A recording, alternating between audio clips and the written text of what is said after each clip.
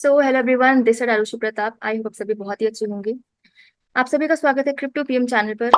तो इतने दिनों बाद हमें थोड़ा सा ग्रीन मार्केट देखने को मिली है। अभी कल पूरी की पूरी ये रेड थी, और मैं तो बस यही होप करती हूँ कि ग्रीन ही हमें देखने को मिले अब आने वाले जितने भी टाइम बचा है। Without wasting any more time, let's get into the video. Sony to restart Japanese crypto exchange Whalefin purchased from Amber Group in 2023। तो सोनी जो कि एक टेक्नोलॉजी जाइंट कंपनी है जिसको हम सभी जानते हैं, उन्होंने वेब 3 क्रिप्टो स्पेस में अपने स्टेप रख लिया है। पहले तो ये अपना इन्वेस्टमेंट्स वगैरह कर रहे थे एनएफटी को लेकर। फाइनली इन्होंने इस क्रिप्टो एक्सचेंज को खरीद के क्रिप्टो में अपना स्टेप रख लिया है जिसका नाम है वेल फिन। इन्होंने 2023 में इसे परचेज किया था एम्बर ग्रुप से। तो जो इनके टर्म्स है, जो भी इन्होंने डील की है, वो अनडिस्क्लोज है, अभी कुछ बताया नहीं गया। ना सोनी ने कमेंट किया है और ना ही एम्बर ग्रुप ने। तो पहले तो ये वू ब्लॉकचेन ने बताया था, उसके बाद ब्लॉक ने बताया है। मंडे को वेलफिन ने नोटिस डाला था कि उसकी जो पेरेंट कंपनी है एम्बर जापान, उसने रीब्रांडिंग की है उसके नाम को एस ब्लॉक्स। इन्होंने नोटिस निकाला जिसमें उन्होंने बताया कि सोनी की जो ब्रांच है क्वेटा वेब, इन्होंने इसको खरीदा है, और बाकी के टर्म्स कंडीशंस कोई कुछ भी डिस्क्लोज नहीं किया। और साथ ही साथ सोनी यहाँ पे रीस्टार्ट करने का प्लान कर रही है crypto currency exchange with a new app. कि ये कब तक शुरू होगा, ये अभी कुछ भी क्लियर नहीं है, क्योंकि इन्होंने अभी कोई भी कमेंट नहीं दिया। Binance US prepares for legal showdown with SEC amid regulatory dispute। तो Binance US जो कि ब्रांच है Binance की यूएस में, वो यहाँ पे तैयार हो चुके हैं and they are ready for this legal battle जो कि इनकी एसईसी के साथ चल रही है as the regulatory dispute. Binance US ने रीसेंट पोस्ट किया था एक्स पे, which was specifically established to cater to US customers and comply with local rules and regulations, said it is prepared to fight the SEC allegations in court। तो यहाँ पे ये बोल रहे हैं कि हम तैयार है फाइट करने के लिए एसईसी से जो भी एलिगेशंस उन्होंने कोर्ट में लगाए हैं हमारे खिलाफ। बाइनेंस यूएस यहाँ पे ये चीज भी बोल रही है कि जो भी एलिगेशंस लगाए हैं इन्होंने हम पे, ऐसा कुछ भी नहीं है, उसे गलत प्रूफ करने के लिए हम तैयार हैं लड़ने के लिए। तो जिस तरीके के एक्यूज यहाँ पे एसएससी ने लगाए थे बाइनेंस के, जैसे violating security laws by offering unregistered investment products और एंटी फ्रॉड ब्रीचेस में इन्वॉल्व होने की वजह से, इन्होंने इस पे केस किया था एसएससी ने। तो अब यहाँ पे इनका जो भी केस है वो चलेगा। फ्राइडे को कोर्ट ने डिसाइड किया था कि एसईसी का जो केस है अगेंस्ट बाइनेंस डॉट यूएस वो कंटिन्यू रहेगा।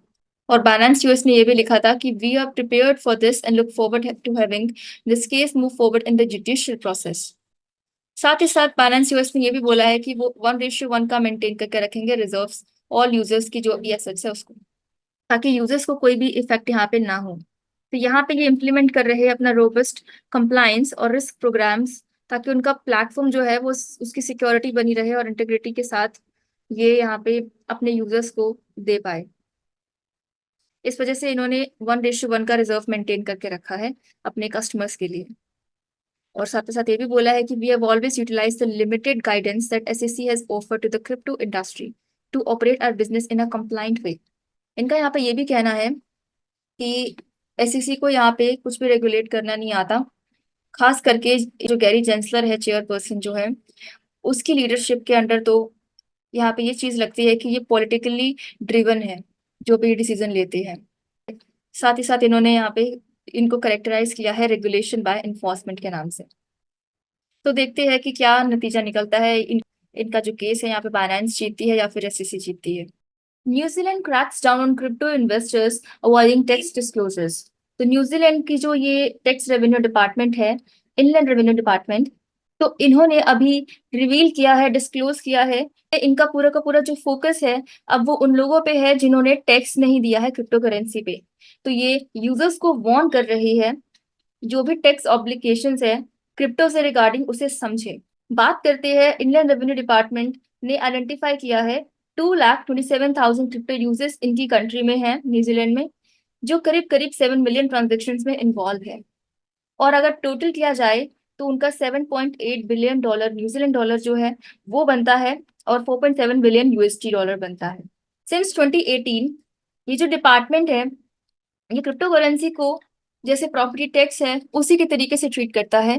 और इस वजह से क्रिप्टो करेंसी पे जो भी प्रॉफिट है, चाहे वो बाय पे है, चाहे वो सेल पे है, चाहे वो ट्रेडिंग में है, सबको देना पड़ेगा। साथ ही साथ 2020 में क्रिप्टो यूजर्स के लिए टैक्स डिपार्टमेंट के थ्रू एक वार्निंग आई थी। According to IRD spokesperson Trevor Jeffries, उन्होंने बोला था, data we have has helped us identify customers who are not paying their tax, he said.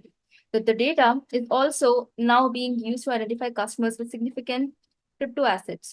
If people are making money from crypto, they should be thinking about their tax obligations on this income and the risk of not declaring all relatable taxable activities.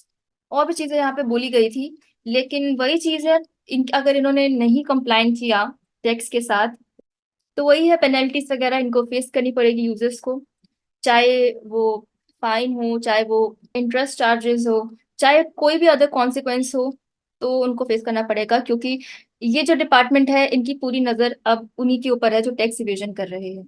Germany transfers another 1300 BTC to exchanges as market dips. तो Germany या German government ने transfer किए हैं 1300 BTC coin base, Kraken और बिटस्टेप exchange पे।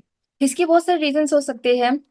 पहले तो हम देखते हैं कि कितने कितने इन्होंने इन तीनों एक्सचेंजेस पे दिए हैं। टेकशील्ड जो कि ब्लॉकचेन इन्वेस्टिगेटर है, उन्होंने बताया था कि जर्मन गवर्नमेंट लेबल वॉलेट इन्होंने ट्रांसफर किया है। तो $75.69 मिलियन ये तीनों एक्सचेंजेस पे पहले तो गए। 400 BTC, $23 million coin base, 400 BTC Kraken और 500 BTC $29 मिलियन के बिट स्टैम्प में। और साथ ही साथ 1700 BTC जो कि $98.76 मिलियन है, वो किसी एक्सटर्नल एड्रेस पे जो कि ये है उस पे गए।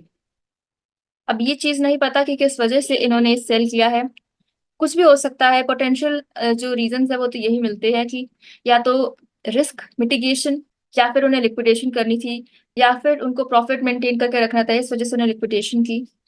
तो कुछ भी रीजन हो सकता है।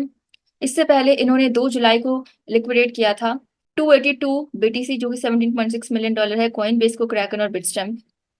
और इससे पहले भी सिमिलर ट्रांसफर हुआ था इन तीनों एक्सचेंजेस पे 26 जून को भी। और इनके ट्रांसफर करने से मार्केट हमें डिप में देखने को मिल रही है। Moving to next news, Mt Gox starts repaying creditors, bitcoin to dip further. तो बात करते हैं एम्प्टी कॉक्स जो कि बैंकक्रप्ट क्रिप्टो करेंसी एक्सचेंज है।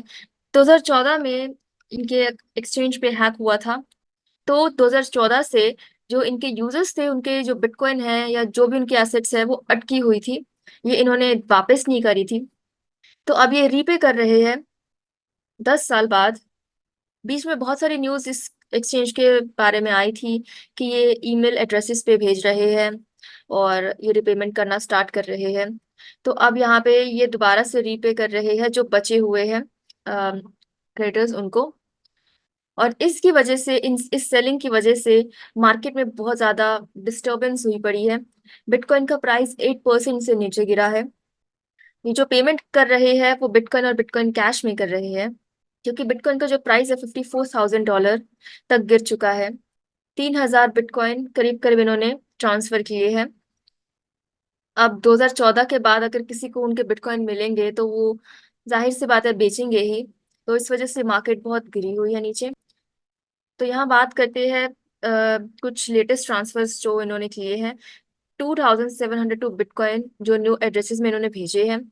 तो यहाँ पे 1,100 जितने भी बिटकॉइन है ये इस एड्रेस पे भेजे हैं।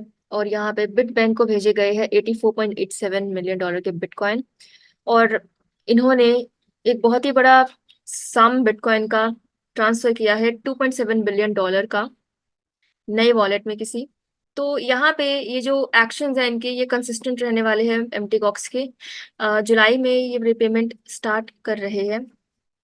तो इनके ऊपर क्वेश्चन से बहुत उठे थे कि एम्प्टी कॉक्स के इंटेंशंस वगैरह क्या है। हाउएवर एम्प्टी कॉक्स ने कंफर्म की अपनी रीपेमेंट स्ट्रैटेजी आज, calming some market fears but also leading to heightened volatility। Volatility तो बहुत यहाँ पे देखने को मिल ही रही है बाय द वे। और ये जो है ये नोटिस था इनका बिटकॉइन का, बिटकॉइन कैश की रिपेमेंट करने के लिए। तो जैसे यहाँ पे एक्स पे पोस्ट किया था Mt Gox balance bot account ने कि जो टोटल बिटकॉइन बैलेंस है ऑल नोन एड्रेसेस का, एम्प्टी कॉक्स ट्रस्टी का 94,457 BTC है, और जिसमें से 47,000 उन्होंने किसी नए वॉलेट एड्रेस पे भेजे हैं। तो देखते हैं बिटकॉइन और कितना नीचे गिरता है, और कितनी ज्यादा एक्सपेक्टेशंस लोगों की भी नीचे गिरेगी बिटकॉइन के साथ साथ। क्या हमें बुल मार्केट देखने को मिलेगा या नहीं मिलेगा? Moving to next news, Michael Saylor sends bullish BTC message as Bitcoin recovers from below $54,000। तो माइकल सेलर जो कि सीईओ है माइक्रो स्ट्रैटेजी के, ने एक मैसेज यहाँ पे सेंड किया है बिटकॉइन कम्युनिटी को। जैसे कि हम जानते हैं अभी बिटकॉइन का प्राइस 8% से गिर चुका है। तो ये पास्ट 24 आवर अभी हमें देखने को मिला है कि बीटीसी का जो प्राइस है वो ऊपर जा रहा है। तो यहाँ पे बिटकॉइन कम्युनिटी को थोड़ा सा पॉजिटिव करने के लिए इन्होंने मैसेज सेंड किया है। जैसे यहाँ पे लिखा है इन्होंने, 1 BTC is equal to 1 BTC। इनका यहाँ पे ये मतलब है, 1 BTC is equal to 1 BTC, मतलब कि एक बिटकॉइन ही रहेगा। इसकी वैल्यू जो है वो फ्लक्चुएशन से ये डिसाइड नहीं कर सकते कि बिटकॉइन यहाँ पे डाउन जा रहा है। तो जैसे कि यहाँ पे लिखा है कि 5% इंक्रीज हमें देखने को मिला है, $53,900 से 56,550 के लेवल इसने ब्रेक कर दिया है। तो बहुत सारे एनालिस्ट यहाँ पे एक्सपेक्ट कर रहे हैं कि बुल रन में जो बिटकॉइन है उसका प्राइस 2 लाख तक भी पहुंच सकता है। तो यही चीज है, छोटी मोटी यहाँ पे ऊपर नीचे तो होता रहता है, लेकिन बुल रन हमें अभी तक तो देखने को मिला नहीं है। होप सो जल्दी से जल्दी हमें बुल रन देखने को मिले और ये रेड कलर हमें ना देखने को मिले। तो इनके बुलिश बीटीसी ट्वीट से थोड़ा सा कम्युनिटी को और हम जैसे लोगों को भी हौसला मिलता है, बिकॉज ये एक ऐसी कंपनी है जो हर महीने बिटकॉइन को परचेज करती है।